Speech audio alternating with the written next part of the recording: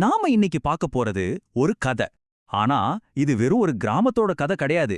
இது நம்ம ஒவ்வொருத்தரோட மனசுக்குள்ளேயும் தினமும் நடக்கிற ஒரு மௌனமான யுத்தம். இருட்டுக்கும் வெளிச்சத்துக்கும் நடுவுல நடக்கிற ஒரு போராட்டம். சரி, ஒரு நிமிஷம் இத கொஞ்சம் கற்பனை பண்ணி பாருங்களேன். நள்ளிரவு நேரம்.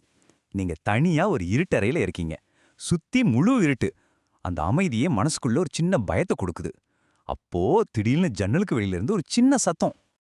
அது ஒரு பூனையா இருக்கலாம், இல்ல காத்துல சருகு அசைற சத்தமா கூட இருக்கலாம் இல்லையா? ஆனா ஏன் உங்க இதயம் படபடன்னு அடிச்சுக்குது? உங்க மூளை ஏன் உடனே எதையோ ஒரு ஆபத்துன்னு கற்பனை பண்ணுது? ஏன்னா அது நம்மளோட பாதுகாப்புக்காக பல லட்சம் வருஷமா உருவான ஒரு விஷயம். அந்த பயத்தோட ஆணிவேர் எங்க இருக்குன்னு தான் நாம இன்னைக்கு பார்க்க போறோம். சரி, இப்போ இந்த தனிப்பட்ட பயத்திலிருந்து நாம ஒரு கிராமத்துக்குள்ள போக போறோம். அங்கேயும் இதே பயம்தான், ஆனா ஒரு ஆளுக்கு இல்ல, மொத்த ஊருக்குமே பரவ ஆரம்பிக்குது. அந்த பயம் இருக்கு பாருங்க, அது ஒரு காட்டு தீ மாதிரி பரவுது. கண்ணன்னு ஒரு இளைஞன் கிட்ட அவனோட ஃப்ரெண்ட்ஸ் ஓடி வராங்க, மூச்சுவாங்க. கண்ணாவ ஊருக்குள்ள திருடுங்க வந்துட்டாங்கடா, ஏதோ சரியில்லை அப்படின்னு பதறாங்க. அவங்க குரல்ல இருந்த நடுக்கம் அந்த ஊரோட அமைதியே களைச்சு போட்டுடுச்சு. பொதுவா நாம என்ன பண்ணுவோம்? ஆபத்துன்னு தெரிஞ்சா உடனே ஒளிஞ்சிப்போம் இல்லையா? ஆனா கண்ணன், அவன் செஞ்சது நேர் எதிர். அவன் பயத்தை ஜெயிக்க ஒரு ஆயுதத்தை கையில எடுக்கிறான். அந்த ஆயுதம் தான் தர்க்கம், அதாவது லாஜிக். ஒரு ஆபத்து வரும்போது நம்ம மூளைக்குள்ள ஒரு பெரிய சண்டையே நடக்கும். அமிக்டாலான்னு சொல்ற எமோஷனல் பிரெயின் முதல்ல ஒளிஞ்சுக்கோன்னு கத்தும். ஆனா கண்ணன் ஒரு நிமிஷம் முதல்ல என்ன நடக்குதுன்னு பார்க்கலான்னு சொன்னான். அவன் தன்னோட மூளையோட கண்ட்ரோல லாஜிக்கல் பிரெயினுக்கு கொடுத்தான்.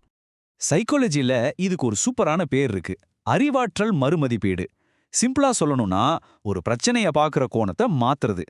கண்ணன் அவனோட நண்பர்களோட கவனத்தை ஐயோ பயமா இருக்கேங்கிற இடத்துல இருந்து என்ன நடக்குதுன்னு கண்டுபிடிக்கலாம் வாங்கன்னு மாத்துறான். இது ரொம்ப பவர்ஃபுல்லான ஒரு டெக்னிக்.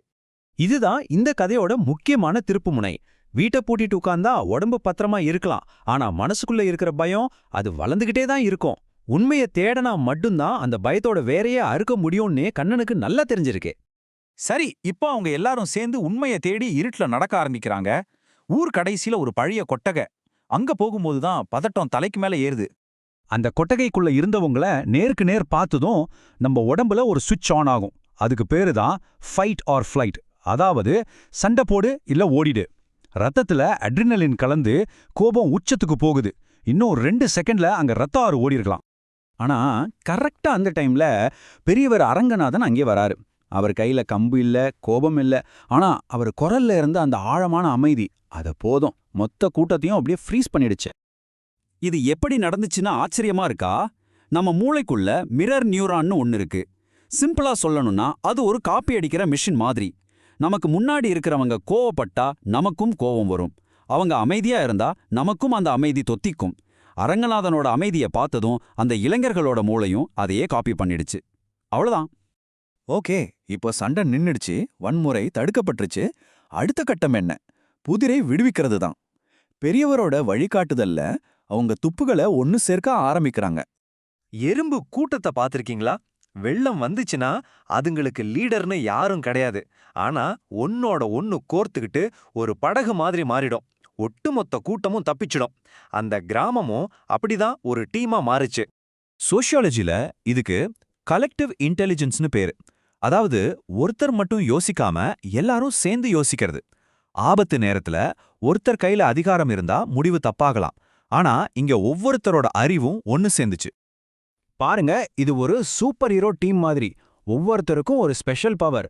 இளங்கோவுக்கு அனுபவம், ராமசாமிக்கு தைரியம், சத்யாவுக்கு ஷார்ப்பான கண்ணு, கடைசியா கண்ணன். இவங்க எல்லாரையும் ஒன்னு சேர்க்கறான். ஒருத்தர் மிஸ் பண்ணத இன்னொருத்தர் பிடிச்சாங்க. அப்பதான் அவங்களுக்கு அந்த ஷாக்கிங்கான உண்மை தெரிய வருது. நடந்தது ஒரு சின்ன திருட்டை இல்ல, அது ஒரு டைவர்ஷன். ஊர் மக்களை பயமுறுத்தி அவங்க கவனத்தை திசை திருப்பி ஊருக்கு வெளியில நடக்க இருந்த ஒரு பெரிய குற்றத்தை மறைக்க நடந்த நாடகம். சரி, அந்த பயங்கரமான ராத்திரி முடிஞ்சுது. மெதுவா விடியல் வருது, போலீஸ் வராங்க, ஊர் கொஞ்சம் கொஞ்சமா இயல்பு நிலைக்கு திரும்புது. அப்போ பெரியவர் அரங்கநாதன் கண்ணன் கிட்ட ஒன்னு சொல்றாரு. அது லீடர்ஷிப்புக்கே ஒரு புது அர்த்தம் கொடுக்குது. நல்ல தலைமைனா கத்துறதில்ல, சரியான நேரத்துல சரியானதை செய்யறதுதான்னு சொல்றாரு. நாம பொதுவா ஹீரோன்னா எப்படி நினைப்போம்? சத்தமா கத்தி சண்டை போடுறவங்கள தானே. ஆனா உண்மையில அந்த சத்தம் பயத்தோட வெளிப்பாடு. தனக்குள்ள இருக்கிற பயத்தை மறைக்கிற ஒரு கவசம். கண்ணையா அமைதியா இருந்தான், ஏன்னா அவனுக்குள்ள பயம் இல்ல, தெளிவு இருந்துச்சு. அதுதான் உண்மையான வீரம். ஒரு இருட்டு ரூம்ல இருக்கீங்கன்னு வச்சுக்கோங்க. அந்த இருட்டோட நீங்க சண்டை போட முடியுமா? முடியாது. ஆனா ஒரு சின்ன தீக்குச்சி அதை கொளுத்துனா போதும், இருட்டு தானா காணாம போயிடும். கண்ணன் செஞ்சது அதான். அவன் அந்த ஊரோட கூட்டறிவை தட்டி எழுப்பின ஒரு தீக்குச்சி. சரி, இப்போ இந்த கதையை விட்டுட்டு உங்ககிட்ட வருவோம். கொஞ்ச நேரம் யோசிங்க. உங்க வாழ்க்கையில நீங்க பயப்படுற அந்த இருட்டு எது? எந்த பிரச்சனைய பார்த்து பயந்து ஒழிஞ்சுகிட்டு இருக்கீங்க? நல்லா புரிஞ்சுக்கோங்க, பயங்கிறது நிரந்தரம் இல்ல. அது உண்மைய தேட ஆரம்பிக்கிற வரைக்கும் தான். நிழலை பார்த்து பயப்படுறத நிறுத்திட்டு அந்த நிஜமான கால் தடங்களை தேடுற வேலைய எப்போ ஆரம்பிக்க போறீங்க? அந்த பயணத்தை இன்னைக்கே தொடங்குங்க. அமைதி உங்க கூடவே இருக்கும்.